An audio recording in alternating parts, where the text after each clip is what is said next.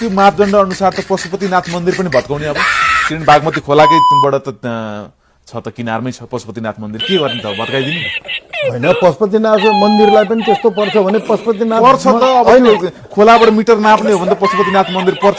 भत्काइदिउँ होइन अहिले तपाईले र मैले भनेकै अधिकार छैन त्यो त नापी ब्यागको डिजाइन अनुसार नाप्दाखेरि त्यो 100% पर्छ ये फंस गया सीएम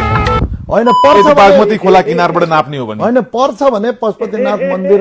भत्काइदिने होइन पशुपतिनाथ मन्दिरलाई के भनेदेखि भर्काउनु भन्दा सार्न सकिन्छ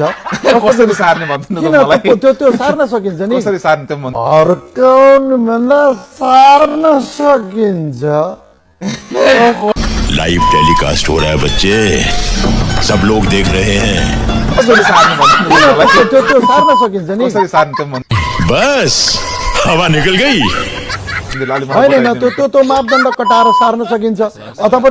उतापट्टि त्यो किसिमको प्रक्रिया छ अथवा उसले अर्कोतिर खोलालाई अलिकति लान सकिन्छ भने लान सकिन्छ बचाउने कुरा खोलालाई कता लाने होइन जस्तो के भने पशुपतिनाथ मन्दिरको दायाँ बायाँ दुवैतिर के भनेदेखि त्यो बागमती नदी नै हो है बागमती नदी नै हो नि होइन हो